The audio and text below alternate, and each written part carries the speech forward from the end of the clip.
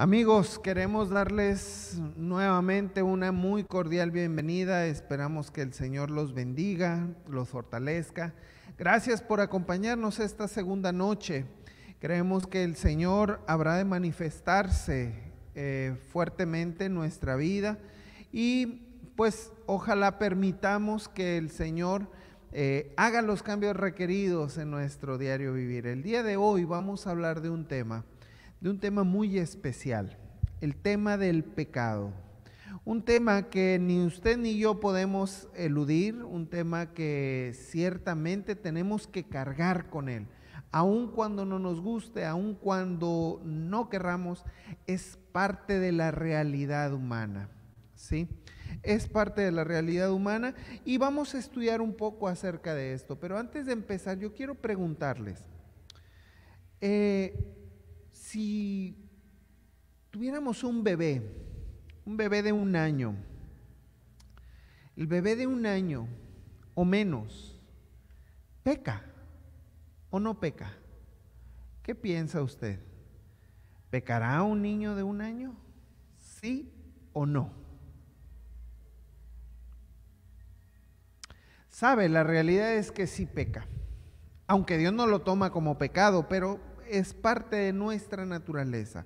Y déjeme ponerle un ejemplo. Si yo tuviera a dos niños de un año, y tuviera una sola paleta, ¿qué creen que pasaría con esos dos niños y una sola paleta? Bueno, hay diferentes posibilidades que uno de los niños le diga al otro, ¿sabes qué? En idioma bebé, chúpale tú primero, luego le chupo yo, una tú y una yo. Esa es una posibilidad. La otra posibilidad sería de que le dijeran, no, pues mira, come tú y yo ahorita lloro para que mi papá me compre otra. Pero la más probable es que un niño agarre la paleta y el otro niño también la quiera agarrar y no la quiera compartir. Es más, tan es así que usted puede traer otra paleta y no, los dos van a querer esa misma paleta. A eso, ¿cómo se le llama? Se le llama egoísmo. ¿Y el egoísmo es un pecado?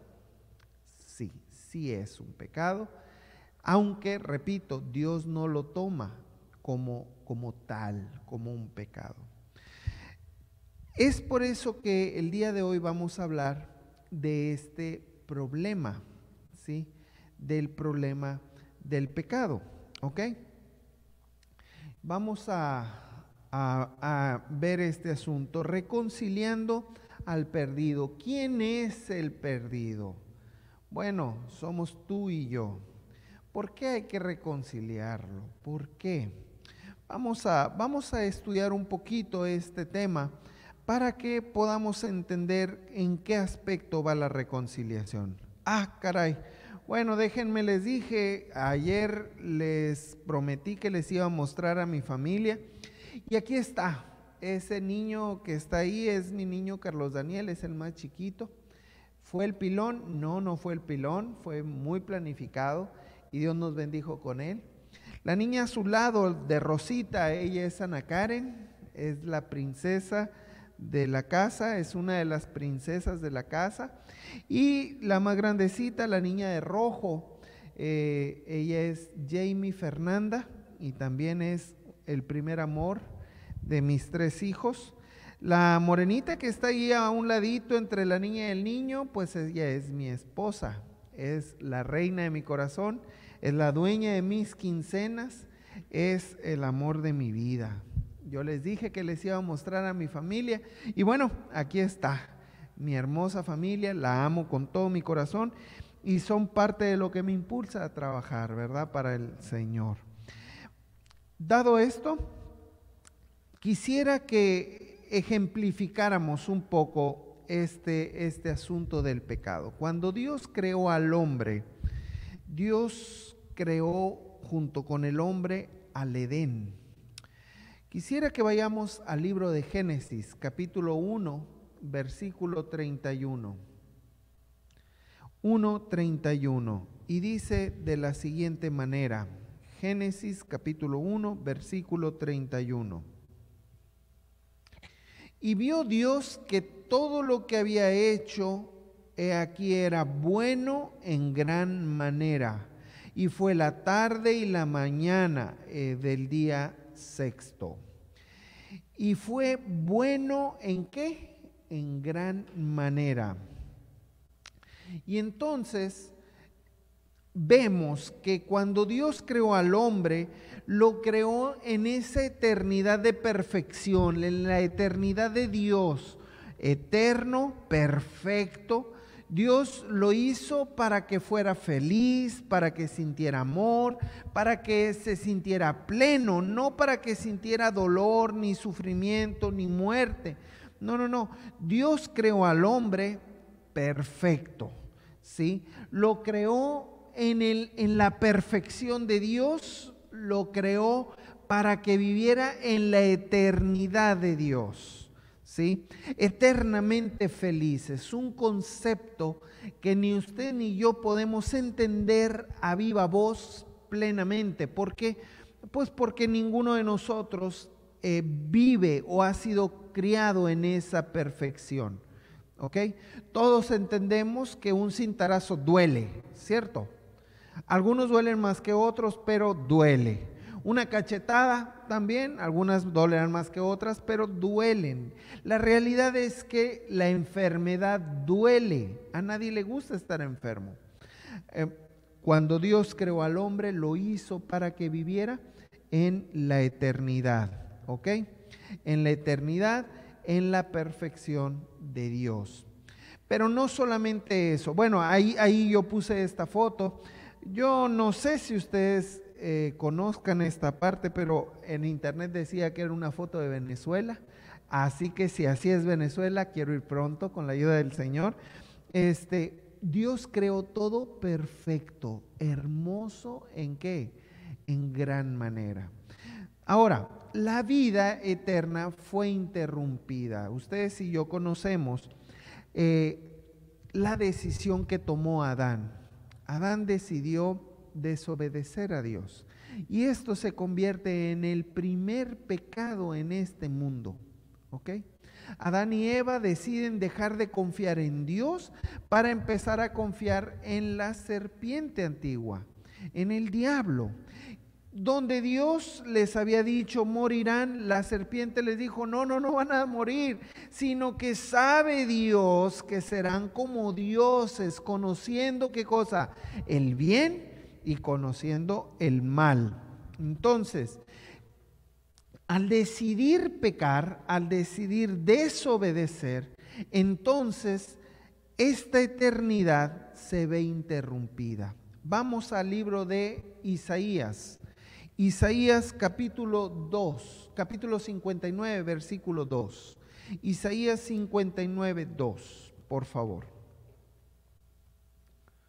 Y dice de la siguiente manera: pero vuestras iniquidades han hecho división entre vosotros y vuestro Dios, y vuestros pecados han hecho ocultar su rostro, ¿para qué?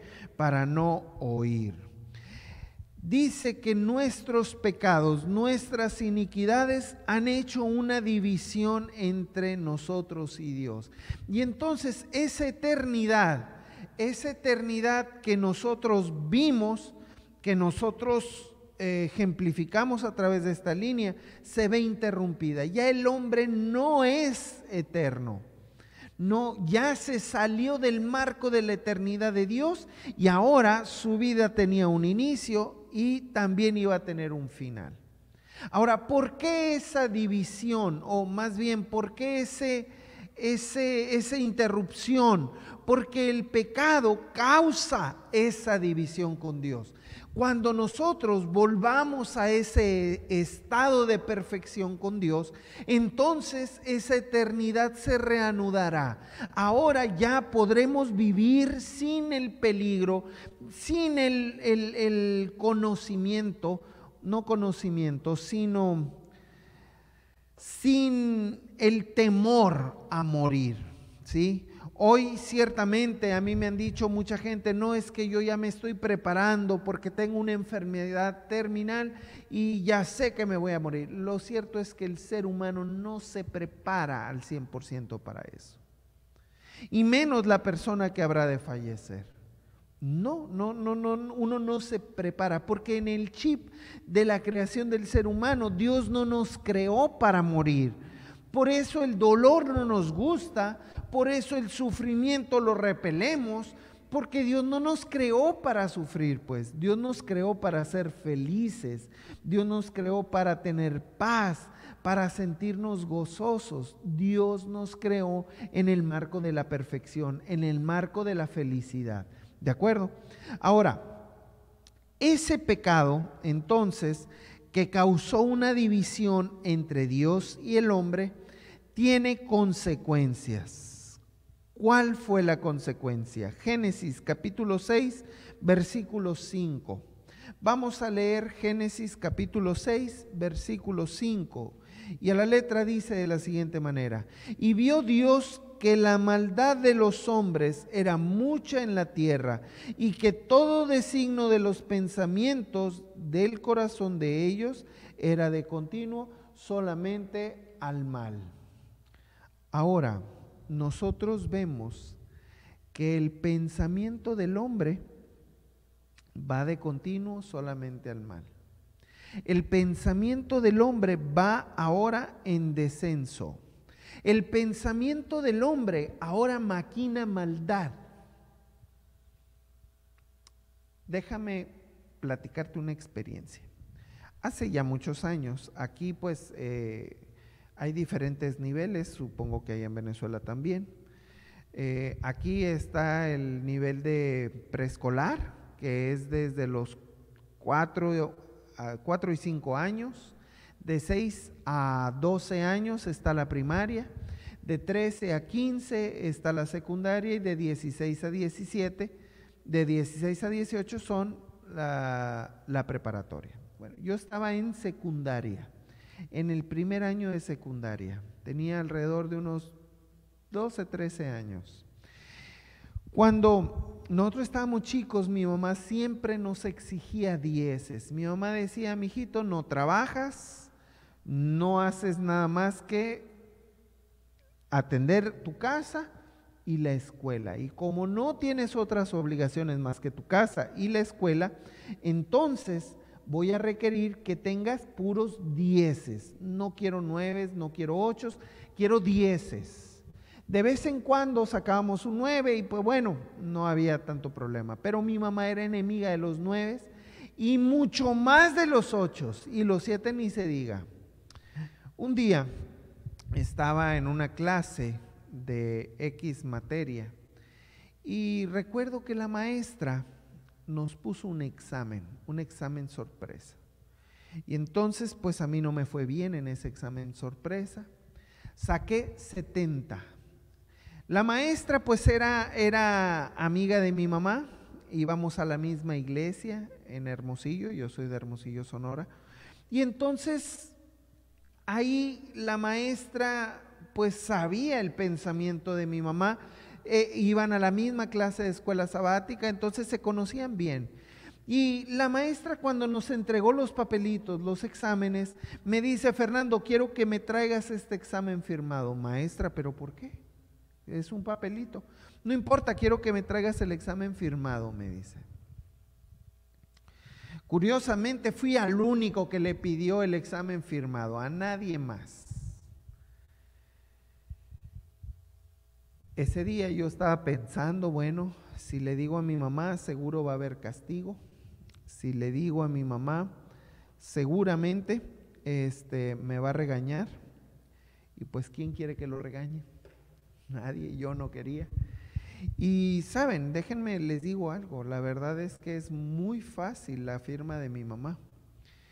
Se me ocurrió y dije, bueno, ¿y si no le digo? ¿Y si no le digo a mi mamá? ¿Qué de malo pueda pasar? Mi firma es muy parecida a la de mi mamá y no creo que la maestra se dé cuenta. Y entonces agarré yo y firmé el examen de mi mamá. y ahí me están escuchando, si me está escuchando algún plebe, algún muchacho, alguna muchacha, déjeme le digo que no es buena idea firmar los papelitos o los exámenes por los papás. Bueno, yo llegué al día siguiente confiado, ya había hecho lo que me correspondía sin problema, llegué, le entregué el examen a la maestra me vio tan tranquilito que en cuanto terminó la clase, agarró el teléfono y le llamó a mi mamá.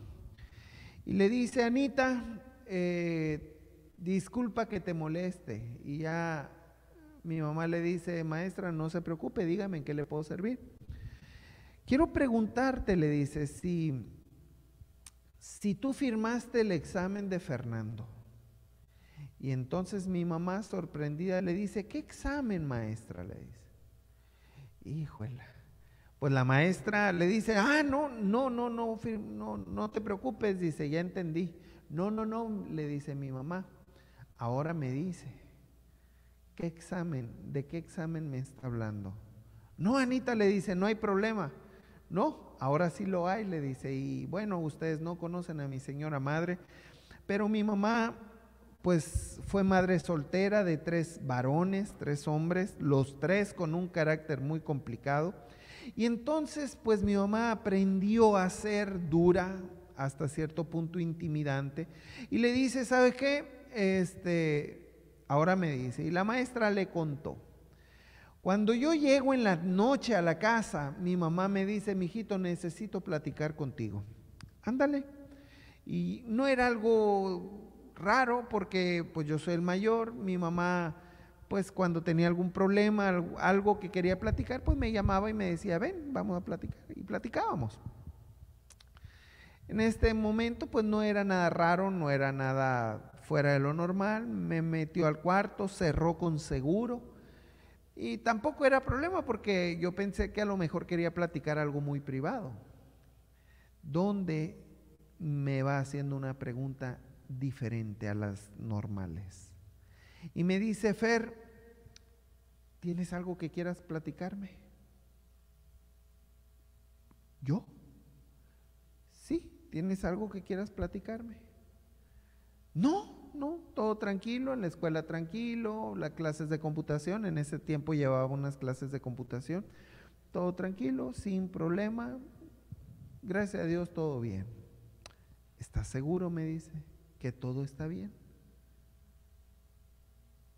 Y entonces en mi mente la ardilla empezó a funcionar al 1000%, y no crean, yo pensé, ¿sabrá?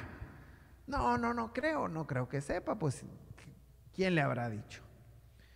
Y entonces mi mamá me volvió a hacer la pregunta, Fernando, ¿tienes algo que decirme? No, mami, ¿estás seguro? Sí, mamá, sin ningún problema. Ahora los papás, ¿ustedes creen? ¿Tenía algo que decirle o no tenía algo que decirle? Sí tenía algo que decirle, pero yo no le quería decir. Esta es la última oportunidad. No, bueno. ¿Cómo te va en la clase fulanita de tal?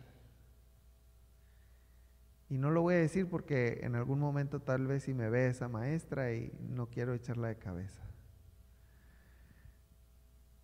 Y entonces cuando ella me preguntó cómo te está yendo en esta clase, yo me puse frío, amigos, hermanos.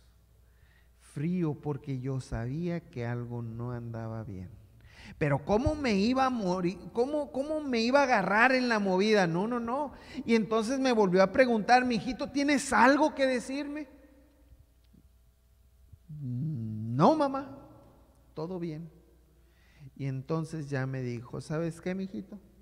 Tu maestra fulanita de tal me habló hoy al trabajo para preguntarme por un examen que yo firmé. Pero yo no te firmé ningún examen. Y entonces yo me solté a llorar. Déjenme les digo que bueno, por los siguientes días yo no me pude sentar bien. Era parte del proceso. ¿Qué quiero ilustrar?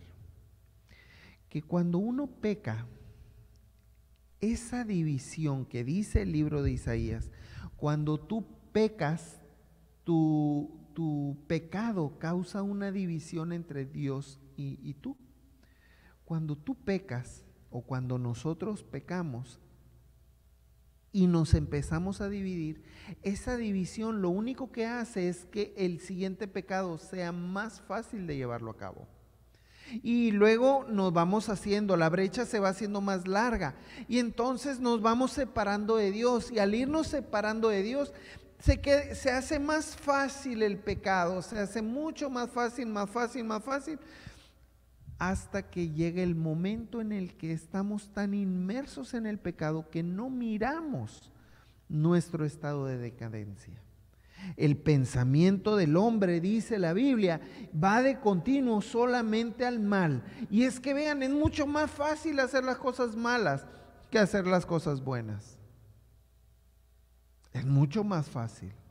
Es mucho más fácil decir una que otra mentirita a conveniencia que decir siempre la verdad a consecuencia. Es mucho más fácil. Pero ¿qué es lo mejor? El Señor habla y dice, y es claro, que la causa que el pecado causa división entre Dios y el hombre. ¿Sí? Ahora, ¿qué pasa con este aspecto? Vamos a ir a Romanos capítulo 6, versículo 23. Romanos capítulo 6, versículo 23.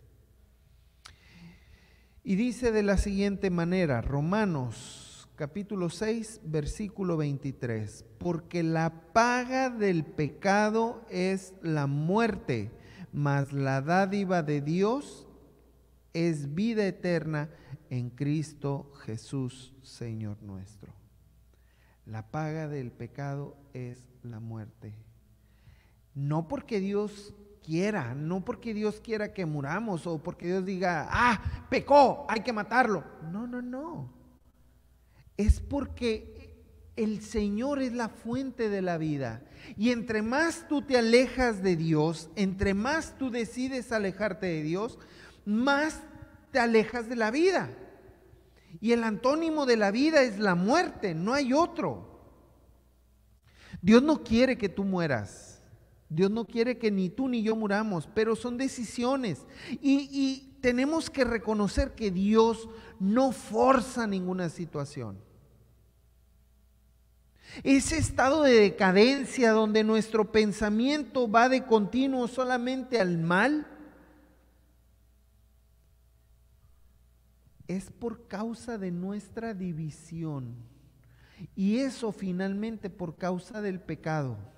El pecado causa la muerte, pero no tiene que ser así. No tiene que ser así. Juan 3:16, porque de tal manera amó Dios al mundo.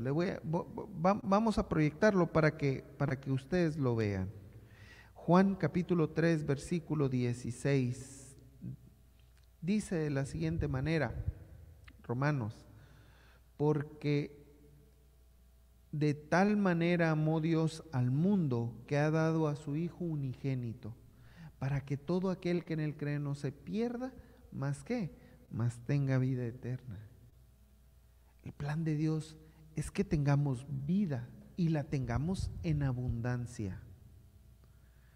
Pero para eso hay que creer en Jesús.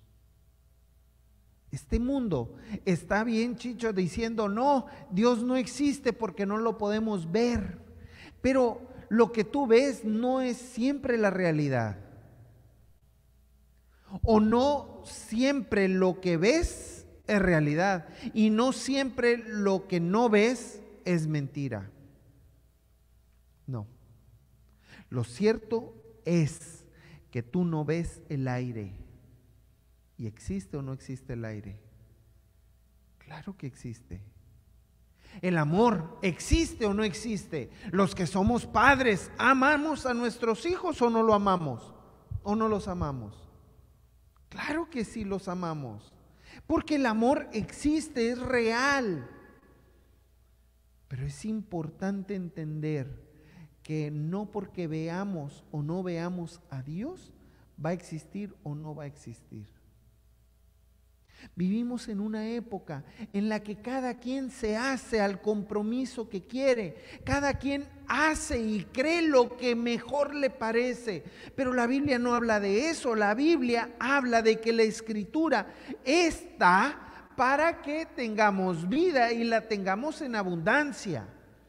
Pero lo que dice la Escritura, no lo que dice mi amigo, lo que dice mi conocido, lo que yo siento que está bien. No, saben, por muchos años he vivido en medio de mucha gente que le gusta tomar alcohol o cerveza.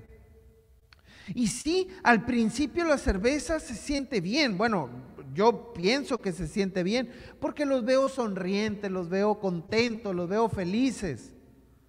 Pero al paso de unos minutos, de unas horas, el proceso cambia.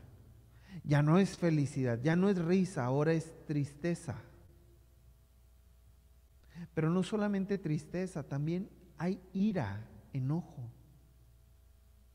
Son procesos. Son cosas que son realidades, pero son realidades conceptuales. ¿Por qué? Porque queremos creer que a Dios solamente lo vamos a sentir en lo que a nosotros nos haga sentir a gusto, nos haga sentir felices. Pero ¿quién dice que la felicidad es el único estado que te hace crecer? Si ahí hay algún estudiante podrá corroborar esto. ¿De qué maestro usted aprendió más?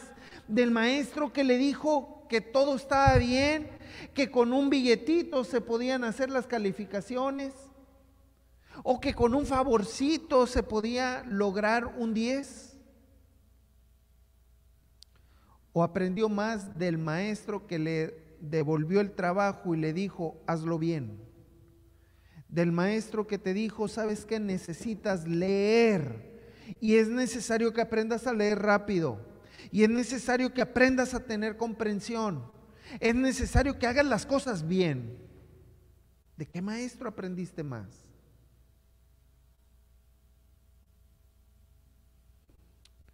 La Biblia no está diseñada para darnos por nuestro lado,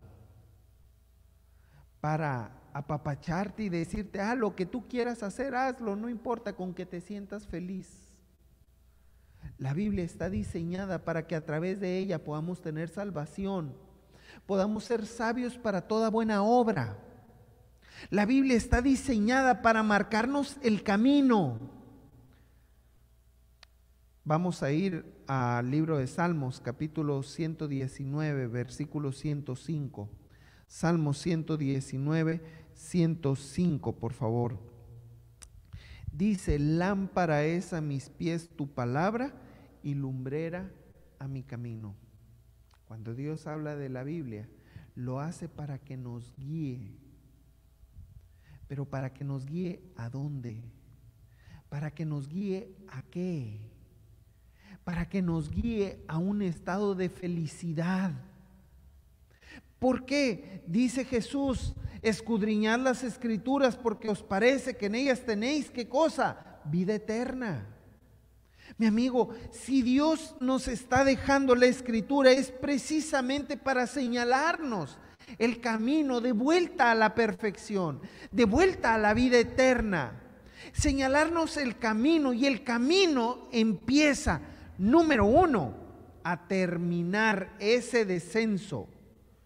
Ese descenso termina con un aspecto, y lo dijimos, San Juan 3:16, de tal manera amó Dios al mundo que ha dado a su Hijo unigénito, para que todo aquel que en Él crea, sí, para todo aquel que en Él cree, es el creer en Dios no es solamente decir, es que yo creo en Jesús, no.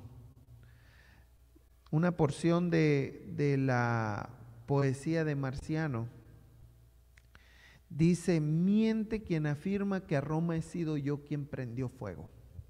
Mas si mi delito es ser cristiano, haces bien en matarme porque es cierto.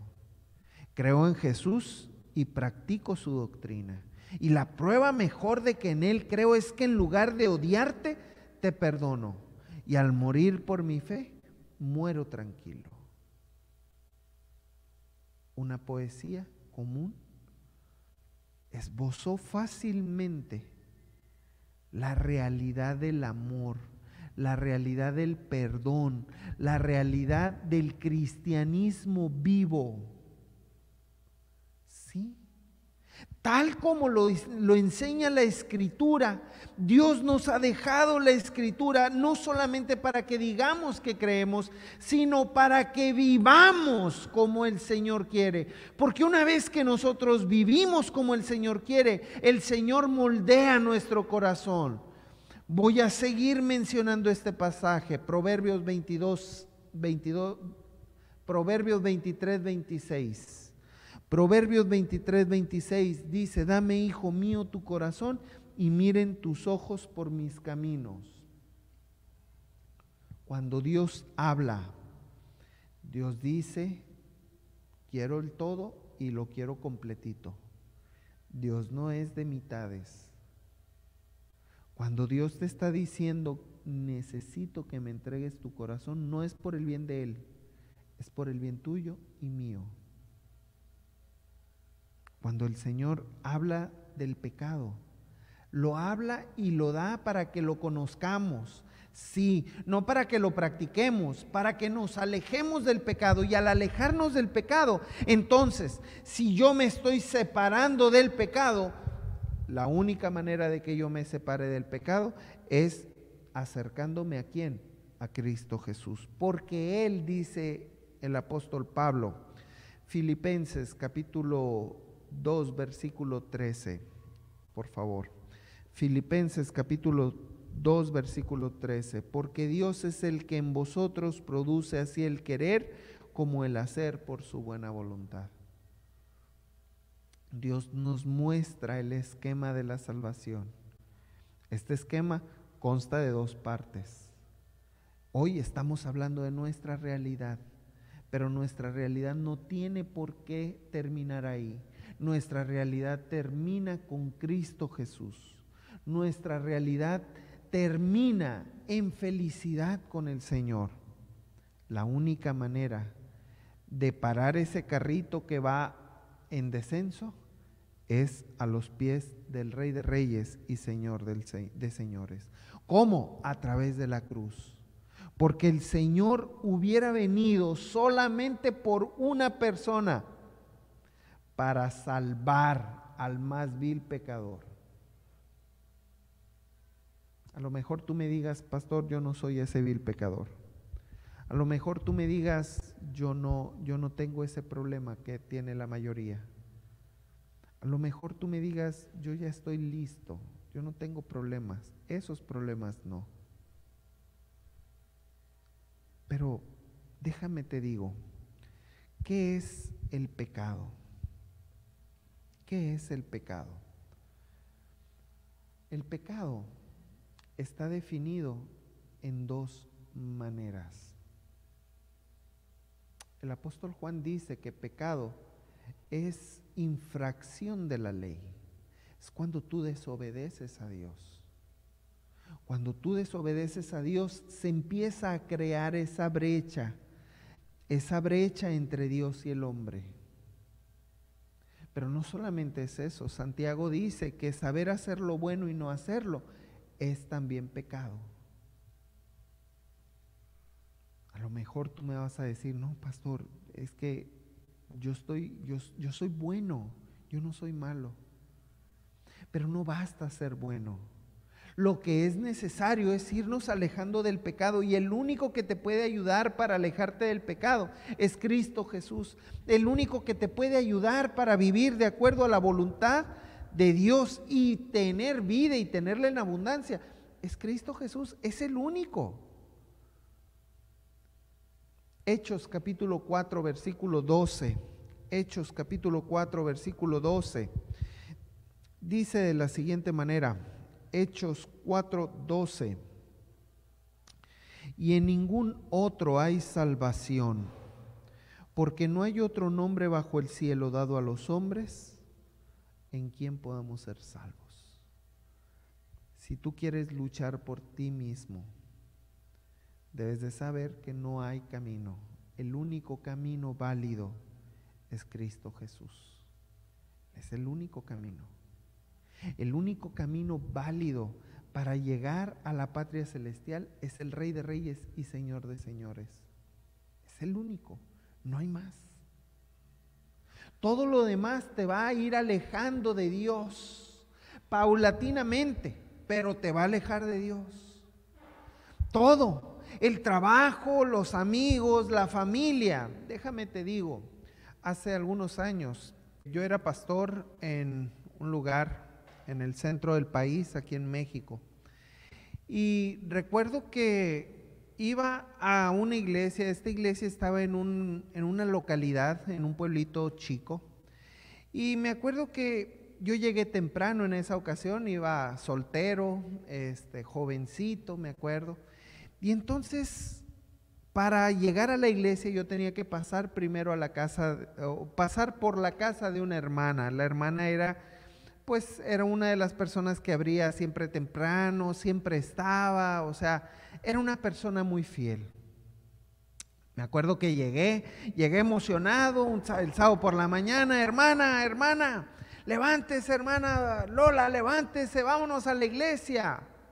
La hermana Lola, una señora pues mayor, tranquila, pasiva, sale de puntitas y me dice: pastor, cállese. ¿Por qué, hermana? Vámonos, déjese de cosas, vámonos a la iglesia, ándele, ya estamos listos.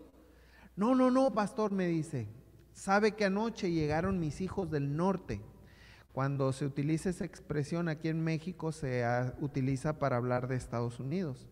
Acaban de llegar mis hijos del norte, me dice, y están dormidos todavía, así que estoy esperando que se levanten para darles de almorzar y entonces ya me voy, me dice, a la iglesia. Ajá, ok, le digo. ¿Y cómo a qué hora más o menos se cree que se levanten sus hijos? Pues como por eso de las, ¿qué será? Como a las 10:30, me dice, de la mañana. A las 10:30. ¿Y como a qué horas cree que termine de darles de almorzar? Pues, pastor, en lo que torteo y les hago el desayuno. Pues yo pienso que como por eso de las 11:30 más o menos me voy desocupando, me dice. Ok, ¿cuál era el problema? ¿Qué problema detectan ustedes? Yo detecté uno, pero no quería decir nada. Y le hice una pregunta más, hermana, ¿y como cuántos años tienen sus hijos? Digo, para esperar y darles de almorzar, pues, ¿cuántos años más o menos? No, me dice, uno de mis hijos, me dice, ya viene con su nietecito, me dice. O sea, ya venían con su esposa, con sus hijos y con su nietecito. ¿Saben qué problema detecté? El problema de que en su corazón ella le estaba dando el primer lugar a alguien más que a Dios. El problema con la actualidad es que es muy fácil darle el primer lugar a cualquier otra cosa antes que a Dios. Cuando hablamos del pecado, es precisamente darle nuestro corazón a algo o a alguien más que a Dios. Cuando hablamos del pecado, es ese interés que Satanás tiene por hacernos caer por cualquier medio, llámese trabajo, llámese familia, llámese novia o novio, llámese juegos, llámese televisión, llámese lo que sea, cualquier lugar, cualquier cosa que ocupa o que intenta ocupar el primer lugar en tu vida y en mi vida, entonces se quiere convertir en Dios, y quererse convertir en Dios es un problema mayúsculo. Mi amigo, el día de hoy yo te quiero invitar, y te quiero invitar en el nombre del Señor, para que no caigas en las garras del enemigo. Ya te mostré qué es el pecado, y te mostré desde cuándo salió. Ya te mostré cuál es la consecuencia del pecado. Ahora la decisión es tuya. Todas las noches vamos a tomar decisiones. Todas las noches hemos tomado decisiones y hoy no va a ser la excepción. Hoy yo te quiero invitar para que tengas vida y la tengas en abundancia. Hoy yo te quiero invitar para que tomes tu decisión por Cristo Jesús. El Señor nos está llamando, de modo que si alguno está en Cristo, nueva criatura es. Las cosas viejas pasaron, y aquí todas son hechas nuevas. Es tu decisión, no mía. ¿Quieres detener el carrito? El único que puede detener el carrito que va hacia el abismo es Cristo Jesús. Es por eso que necesitamos venir al Rey de Reyes y Señor de Señores. Es por eso que necesitamos venir a Cristo Jesús. Es por eso que necesitamos poner nuestra vida a los pies de Cristo Jesús. El día de hoy yo te invito para que tú pongas tu vida, para que nosotros pongamos nuestra vida a los pies de Jesús. ¿Decidirás a favor? Te invito en el nombre del Señor. Si tú estás de acuerdo, te voy a invitar para que te coloques en pie, para que juntos le digamos al Señor: Señor, ya no quiero vivir yo, ahora quiero que Cristo viva en mi corazón. Yo quiero orar por ti. Y aunque no te conozco en persona, hay alguien que sí te conoce. Y a ese Señor es al que te quiero encomendar. Te voy a invitar para que te coloques en pie y terminemos con una palabra de oración. Oremos. Amoroso Dios que estás en el cielo, esta noche queremos agradecerte porque en tu infinito amor te has dignado a cuidarnos, a salvarnos y a bendecirnos.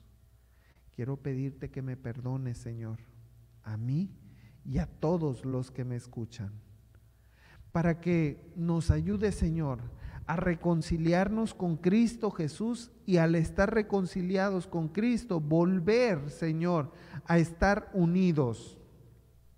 Esa unión que perdimos a través del pecado, Señor, podamos recuperarla andando a los pies del Señor. Padre, nos ponemos en tus manos. Perdónanos por las veces que te hemos ofendido y ayúdanos, porque ciertamente el enemigo no va a estar de acuerdo, no va a estar contento. No va a permitir, Señor, que tus hijos volvamos a ti y entreguemos nuestro corazón a Cristo Jesús. Nos ponemos en tus manos, bendícenos con tu presencia. Te lo rogamos y agradecemos todo en el nombre de Cristo Jesús. Amén.